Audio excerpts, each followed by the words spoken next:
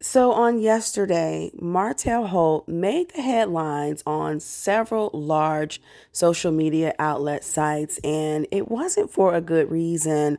It wasn't for his Inez wine, and it was not a possible suit line coming out with Mr. Miguel Wilson, but it was for DV harassing communications. Now, when we hear the word DV, we automatically come and think that there's something physical involved with that. But this particular charge is different.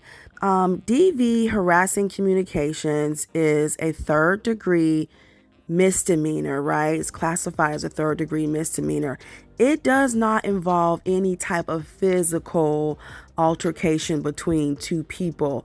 What it is that it falls up underneath the DV category because of the relationship between the accuser and the victim.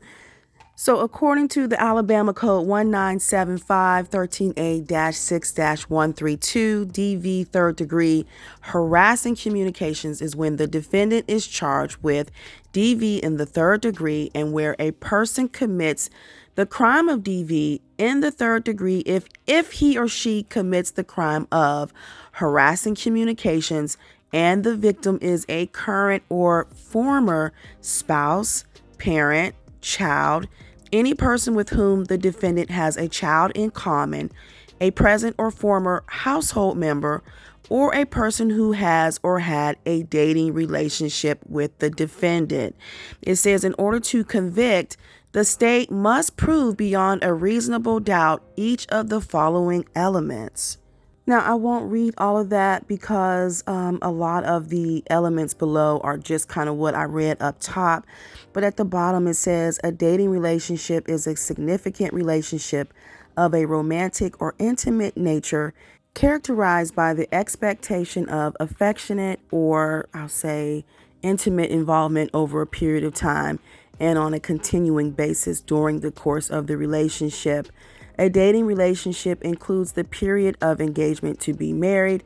A dating relationship does not include a casual or business relationship or a relationship that ended more than 12 months prior to the filing of the petition for a protection order. Now, it does go on to say that if you find from the evidence that the state has proved beyond a reasonable doubt each of the above elements of DV in the third degree, then you shall find the defendant guilty of DV in the third degree. If you find that the state has failed to prove any one or more of the elements of the offense of DV in the third degree, then you cannot find the defendant guilty of DV in the third degree. Now, according to the Alabama law, both harassment and harassing communications are considered Class C misdemeanors. So this means that under Alabama Code 13A-5-7, those found guilty of either offense may be sentenced to a term of up to 3 months in a county jail or 3 months of hard labor. So I guess, we'll all have to just sit back and wait and see what happens. But yesterday on social media, all of the major sites had reported this, and some people tagged Carlos King, and someone said, well, we need him on the couch ASAP. I mean, after he is released, of course.